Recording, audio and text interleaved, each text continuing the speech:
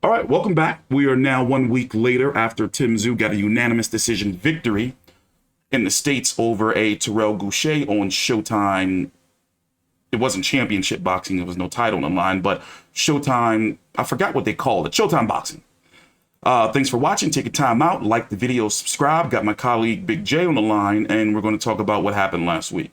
So let me give my thoughts a little bit. In my post-fight video, thank all you guys who watched our post-fight video and subscribed, and the new people. Yes, this is what we do. We cover Australian boxing. We try to go into as much detail as we can, but understand I'm an American, so there's a lot of things I'm still learning, and also sometimes it can be difficult to try to get access to these fights. But anyway, I'm looking back a week later. I am impressed with Tszyu. Him getting dropped, that did put a damper on things, but overall, I seen what I had to see for a showcase fight. Now, I'm going to go ahead and say right now, to get it out of the way, I'm not confident. I can't say that I see him beating Charlo or Castano. By the way, both of those guys are fighting, I believe it's May the 14th. That's going to be on Showtime. Next week, April the 9th, it's April the 2nd right now. Tony Harrison and Sergio Garcia. Tony Harrison, former WBC champion. Big J, Tony Harrison was unified, wasn't he? Tony Harrison wasn't unified. No, he wasn't. No, it was just a WBC. No, yeah. The unification came with he was WBC. Yeah. Gotcha. Oh, well, anyway, Tony Harrison and Sergio Garcia, two highly ranked 154-pounders, are going to be fighting next week to headline a very, very good Showtime championship boxing card. I forgot where that card is taking place, but nonetheless, we're going to be providing full coverage for that. Sergio Garcia's last fight was against Sebastian Fundora. Sebastian Fundora is taking on Erickson Lubin, also on that card. So pretty much, Tszyu is involved in an unofficial 154-pound tournament. I got the rankings pulled up here, as we said. Charlo, WBC, WBA Super IBF, 154-pound champion Brian Castano. WBO, they're fighting May the 14th. Erickson Lubin, ranked number 1 by the WBC. Sebastian Fundora, number 2 by the WBC. They're fighting next week. Number 3, as you can see, Tszyu. Number 4 and number 5, Sergio Garcia, Tony Harrison are also fighting on that Lubin Fundora card. WBA interim champion, WBA world champion, that's the underling belt for the WBA, Israel Madrimov and Michelle Soro. They've been ordered to fight again by the WBA, and then the winner of that is supposed to be the Charlo's mandatory. Bakhram Murtazaliev just fought last week on the undercard of Tszyu versus Gausha in a dark match. So he's just been taking step-aside money, and as we talked about many times on the channel, he's supposed to be the number 1 guy to get a crack at Charlo versus Castano. And I don't think that the IBF is going to keep allowing, and the other fighters in the division, for him to keep getting step-aside money and holding on to that IBF contendership. Tszyu, number 1 by the WBO mandatory. Magomed Kurbanov, something's going on with him because he's no longer fighting Patrick Teixeira.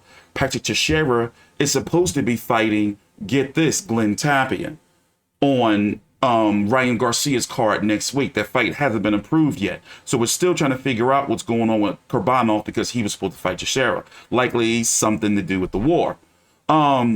Big J, 1 week later, how do you view Tszyu versus Gausha? Well, my thoughts are still the same. I believe that Tim did okay. It certainly wasn't the worst debut by an Australian American. Okay. On a scale, how do you rate it from A to F? As I said, I gave it a B-, and I'm sticking to that. I don't believe that there was, even though I've read in the comments section apparently that he was sick 2 weeks leading up to the fight or in the main event. I didn't watch the main event broadcast. It said that he said that to Ben Damon he wasn't feeling too flash, but I saw no evidence of him being sick. He looked pretty normal to me. I mean, in the weigh-in he looked fine. So yeah. There has been some fans that try to attribute the fact that he got knocked down. It's like, oh, he was sick. But we've seen him get rocked before. Wade Ryan. So yeah. So we know that was pretty. Yeah, that was pretty early in his career. That was good 4 years ago now. But either way, we've seen that he's not that he's vulnerable a little bit. That he is a fighter that that can be dropped. Absolutely. As I said, that performance exposed a lot of weaknesses in Tim Tszyu. The fact that he was so straight up and down. He like his head movement was non-existent. His because he said I saw on the TV the other day. He goes, I just didn't want a head move. I just wanted to get in there and bang. I'm like, okay, fair enough. But against that high level competition, he'll get slaughtered. I've been saying that. I've been stressing that since day one, that if he does come up against Castano or Charlo, it's not going to go well for him. It's not going to go well. And I think the evidence is mounting that, I don't think anyone, I haven't spoken to anyone that has clearly said to me, yeah, he could actually beat the champions. I'm talking boxing, like current fighters, ex-fighters, people in the know, besides a few select people that work for, main event, because obviously they've got to build him up, but I don't know anyone that actually believes that he can actually beat the current champions at this point in time. A legitimate, threat. You got Jeff Horn. I didn't consider Jeff Horn a threat. To be honest, I considered Mick Zarafa to be more of a threat than Jeff Horn, especially did Jeff Horn at that stage in his career. Bowen Morgan wasn't no threat, in my opinion. Dennis Hogan, okay, all right. I considered him somewhat, if I remember correctly, I was like, he may have a chance. But we did discuss, the fact that Dennis Hogan... You actually picked Dennis Hogan for that fight. What'd you say? I picked Tim Tszyu to knock him out in 8. You picked Dennis to beat him. There you go. But the question was, how would the brutal loss to Jamal Charlo and the war he had with Munguia, a lot of people felt that he won. How that would have affected him. But there you go. Yeah, I considered Dennis Hogan a threat. Steve Spark was not a threat. Takashi Inoue, he was a one-punch pressure fighter. If he was to beat Tim Tszyu, it would be off of one punch, but pretty much he was a punching bag. And I've talked about Terrell Goucher enough to where I've seen and interviewed and watched him live. Terrell Goucher, I didn't really consider him to be a threat to Tim Tszyu, and that fight was what it was supposed to be, a showcase for Tim Tszyu. So when you look at except for the knockdown, because as I said, that exposed the weaknesses of Tim Tszyu. So it was a flash knockdown. It happened quickly. He got back up and pretty much dominated the remainder of the fight. Yeah. I'd have to say, I don't think it was as dominant as everyone says. Everyone says, he won every round. I disagree. I think 116, 111 was right on the money. I think Terrell Goucher won at least 3 rounds. So I don't think it was. I'm more like I gave him 2. I gave him 2 rounds. But to me, he definitely won 1. Shutout. Yeah, he definitely won 1, and I gave him rounds 3 and rounds 4. I don't think it was as shutout as everyone says it is. Yeah, I'd have to go back and watch it again, but I'm not buying it was a complete shutout. Well, obviously, it was because he got knocked on his ass, but I'm not buying it was a complete shutout to Tim Tszyu. So. Yeah, but as I said, it exposed a lot of weaknesses. It exposed no head movement, weak chin, he was a bit sluggish there. Remember, in the first 2 rounds, he's very amateurish. Yeah. He just looks very amateurish. He's and as I said, someone like Charlo or Castano that will jump on him, it's going to be a bad night. Charlo is a very accurate puncher and a really good boxer. He can outbox Tim Tszyu and may be able to drop him, may stop him. My personal opinion. Castano just would maul him. Castano, Tim Tszyu don't want those problems. Yeah. I've said, I got on the record and said Charlo would knock him out in 3, and Castano would just would just give him 12 miserable rounds of just a beat down. All in his face, just straight in his phone booth. Yeah. So when we look at the guys that are available, we talked about it before, especially with this unofficial tournament going on. 4 of these guys fighting next week: Lubin, Pandora, Sergio Garcia, Tony Harrison, and then Tim Tszyu and fighting last week. It makes perfect sense, in my opinion, for Tim Tszyu to fight the winner of Tony Harrison, Sergio Garcia. Or even, how do you feel about him fighting possibly even the loser? I think I can accept that. Because I still think that Tim Tszyu still needs, to step up the competition, carefully, but also gradually. And I think one of those fighters, would be a great step up over Terrell Goucher, because both of them I would pick to beat Terrell Goucher, Tony Harrison, and Sergio Garcia. Oh, absolutely. See, the thing is that Tim Tszyu's progressing, but he's progressing very, very, like, far too slowly. And you said he spent too much time, down under in Australia. Absolutely. He should have went overseas the second he beat Horn. So, because people are saying, he's going well, he's progressing quickly. Like, no, he's not. Compared to other champions, people who have won their first maiden titles, like George won his title in under 20 fights. Yeah. Jeff Fenech won it in 7. Jeff Harding won it at 13. Even Jeff Horn beat Pacquiao within 20 fights. It's like he's going very, very slowly compared to most, boxing champions from Australia. They normally get it within, 10 to 15 fights. Yeah, Mundine had his first title opportunity in his 10th pro fight.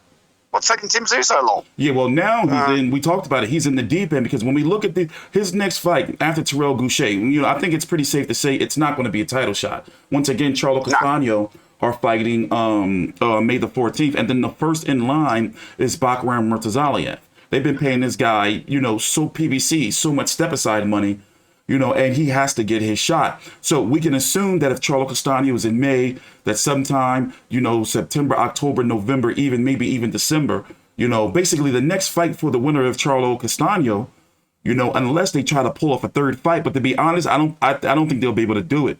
I think they'll have to have an interim fight. And with the way the politics are and, the way the title shots are stacking up, it's like Tim Tszyu right now, as it stands, is supposed to be second after Murtazaliev regarding mandatories, then Lubin Fedora winner, and then Madrimov Soro. So Tim Tszyu is not looking at a title shot till at least, this time, maybe next year. Exactly. How did Murtazaliev look in his fight? Have you seen it? We couldn't find any footage. Obviously, he won. Yeah, it was a dark match, but we couldn't find any footage. Okay, so did he win by UD or knockout? Or first round knockout. He fought a Ahmed Chieco.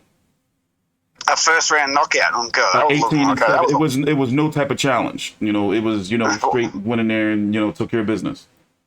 Yeah, what a waste of time. So and look, you can have, but see, I don't see Murtazaliev risking fighting anyone but Charlo Castano. I think that's clear now.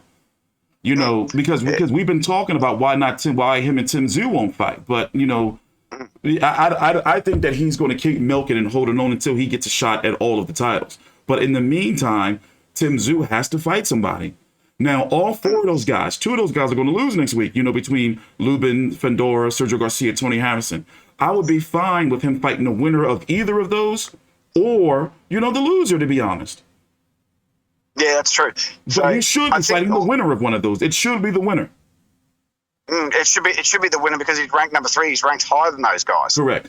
So he's Lubin will get over Fedora. Fedora got a gift decision last fight, didn't he? Yeah. No, so Lubin will get over Sergio Garcia, and it was some controversy in that fight, but I feel he won that fight. Yeah. I think I remember you doing the video. Because I don't think that. I'm surprised someone hasn't knocked out Fedora because he's so tall. He's got no defense because he's got no weight to him. Yeah, but also he's been carefully matched too since he had that split decision to Jamonte Clark. Like I have him pulled up on the screen. He's been really, really carefully matched. The Sergio Garcia fight was his toughest test. Yes, obviously. Yeah, but I'd like to see Tim. The build-up, the rumor mill and the build-up for a potential Tszyu Harrison fight's been going on for 8 months? Yeah, longer. Yeah, it's been longer than that. It's been about a year, right? Wasn't we? We were talking about this. We were talking about this during lockdown, from my understanding. I think.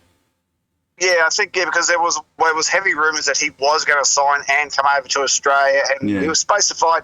I think instead of possibly the Takeshi Naye fight, it was going to be Tony Harrison. Mm-hmm. How long ago was an AA fight? That was a while ago now. Yeah, that was last November. Not that long ago, but November. Yeah. Okay. Yeah. So it's been going in the rumor mill for at least 6 to 8 months, at least. Yeah. So take your time out, like the video, subscribe, tell us down below in the comments who you want to see Tszyu. Logically, now you have to factor in, politics, and promoters and networks, but we would like to know who you would like to see Tszyu fight next. Big J, closing thoughts? Did we miss anything?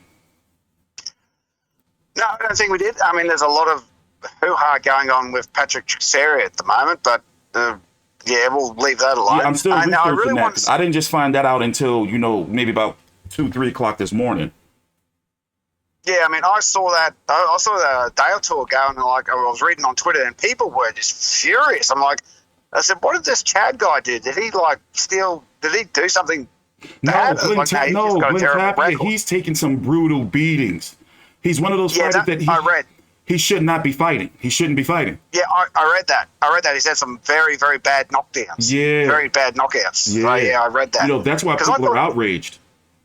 Yeah, I understand. Yeah, because I thought initially he's like, "Is this guy stolen someone's grandmother's purse or something?" I said, people are really pissed off. Yeah, people, that's why. Fans have been concerned about him for years. He popped back up on the scene about a year or so ago over in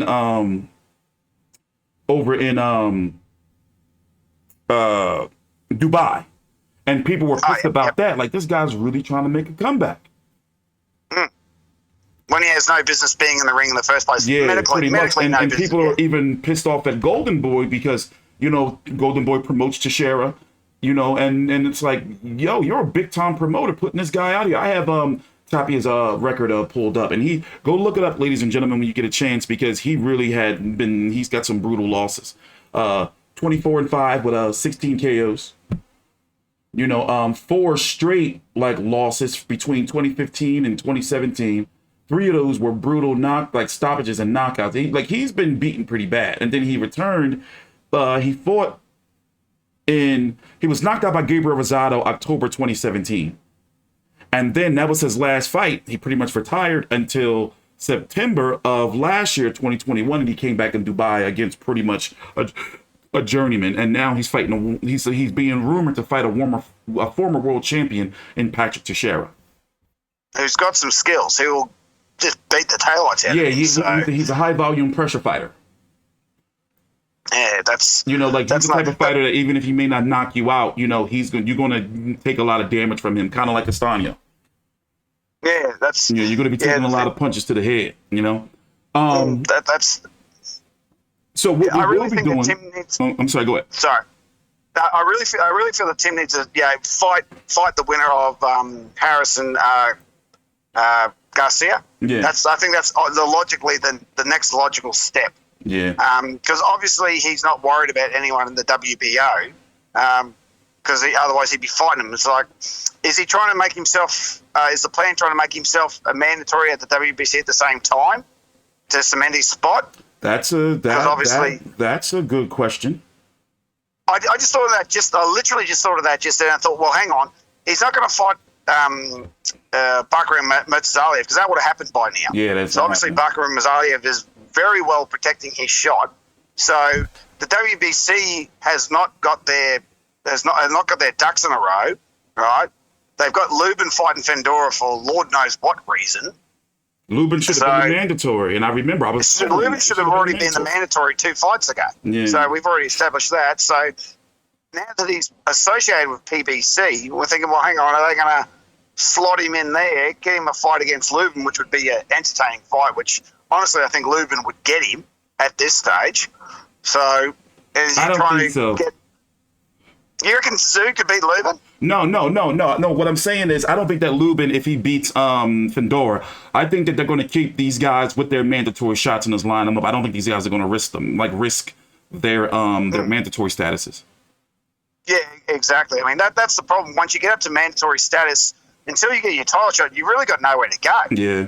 So you're just keeping yourself busy. I mean, Bakram Murtazaliev is, I think it's a detriment because he's having all these easy fights. By the time he gets to the champion, he's got no, he's got no real rounds behind him. He's got no real, and he'll probably, poor bastard probably get slaughtered. Yeah. So that's the thing. I think that's really getting, after Charlo Castano 2, they really need to say, okay, mandatory time, let's get this going. And if a third fight does happen, which is the way I see it happening, they're going to have to let the mandatories go first. So, yeah.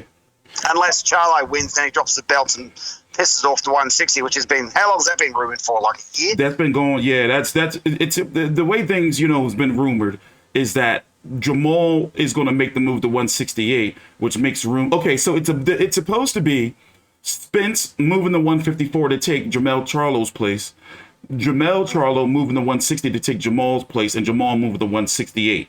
So that's that's what PBC. That's been the rumors. What's supposed to be going on. And don't forget, there's rumors that Crawford's trying to move up too. Correct. And remember that that Jermell Charlo and Errol Spence are both trained by the same trainer, and pretty much in the same camp, and if Terrence Crawford moves to 154 pounds, then he gets the super champion status because the WBO, if you're a champion in a previous division, I'm glad you brought that up to mention this. If you're a champion in a lower division, then when you move up, you automatically gain mandatory status. So for example, Josh Taylor has been made super champion, and now he is the mandatory for Terrence Crawford at 147.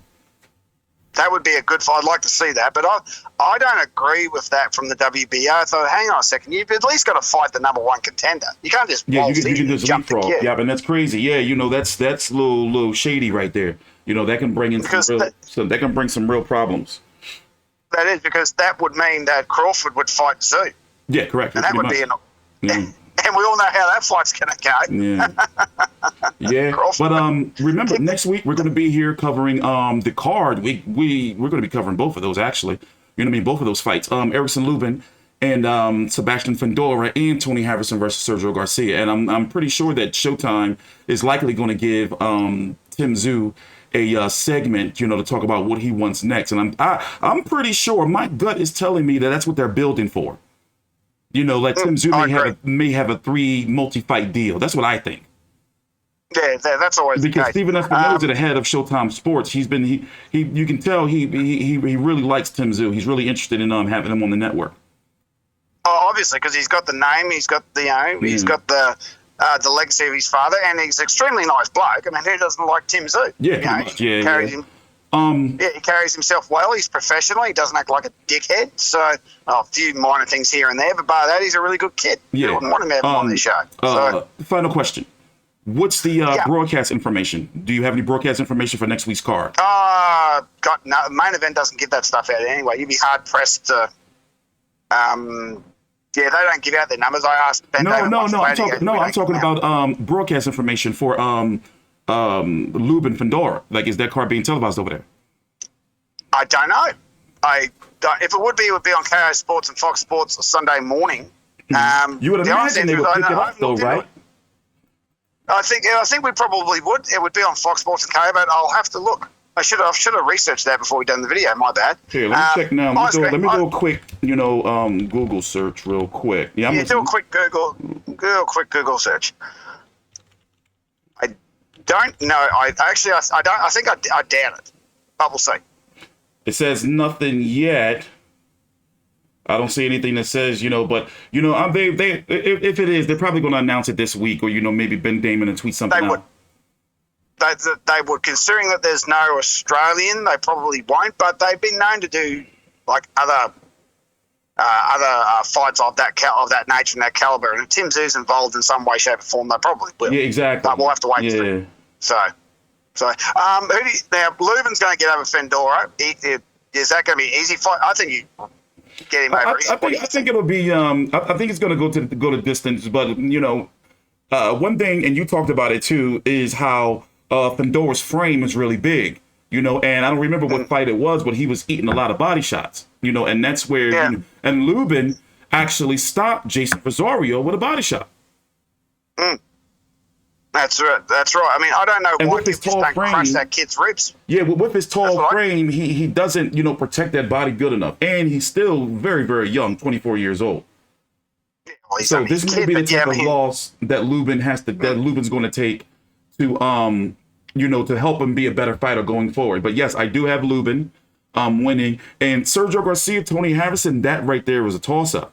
because Tony Harrison takes breaks, and sometimes he can be an up and down fighter. Yeah, You know, he he's could one be of those inconsistent. You know, so you never hot and know. cold. Yeah. And Garcia's had a. When did he fight Fendora? How long ago was that? That was December, not long ago. That was Tank Davis versus Cryz card. He's got no ring rust. He's got no ring rust. Yeah, so advantage Garcia, you'd have to say. Yeah, and then Tony Like Harrison. Before we go, let me see. What was the last time he fought? I remember his last fight. It was somewhat of a controversial fight where it was. What? He fought Brian Perella. It was a split draw. It was a draw. Yeah, that's right. I remember. Was that in August last year sometime? That was April. When was that? That was April last year. So he's got some really consistent, like, significant layoffs. So remember, he fought Charlo when Charlo avenged his loss, when Charlo stopped him in 11. That was in December 2021. Then he didn't fight until April 2021. And now here he is, another year layoff, you know, not fighting again until April the 9th. But doesn't PBC have the reputation of fighting their fighters only once a year? I've heard that on TV a couple of times. Yes, that's been an issue, you know, with PBC, mostly because they have so many fighters and not enough networks and dates to air the fighters. Well, that's not going to work well for Tszyu because he likes to fight 3-4 times a year. He never stops. Yeah, with PBC, Tszyu's only going to get 2 fights a year. You know, and that seems to be that seems to be their formula. You know, but Tszyu, they're clearly invested in him, so I'm pretty sure that if he stays with them, he's not going to be fighting once a year. They're going to make sure he has, and you know, as we talked about, he's at the top of the food chain regarding he's a mandatory. Exactly. You know, the WBO, one thing about them, they're not going to allow all the step aside shit like the IBF. I'm shocked that the IBF is allowing this, and all the other fighters in the rankings of the IBF have been allowing that. You know, I'm surprised because this is what, third step aside now? Yes, third. And considering all the hoo-ha and bullshit that carried on with Teofimo and George, I'm surprised that they've let. It's really. It's something. You know, something's going on. Very contradictory, isn't it? Yes, it is for real. But we're going to talk about this again in some more detail in our Aussie boxing wrap up. I think that's what we should call it. We're going to come up with a name. But every other week or bi-weekly, we do a full breakdown of Australian boxing. And I know that you guys are Tszyu out. We've been talking about it a lot. So there's so much going on. For example, the Maloney brothers are returning this weekend. We got, Ebony Bridges, Shanika Johnson, Isaac Hartman, Mixer Rafa. There's a lot going on. So I got to get to this boxing show here with Savannah Marshall and Florian Marco on this card. Take your time out, like the video, subscribe, follow me on Twitter at T Street Controversy and Big J at Old Make Big J. Take your time out, like the video, subscribe, and let us know down in the comments who you would like to see Tszyu fight next reasonably. We want to hear your thoughts. Thanks for watching. Please subscribe.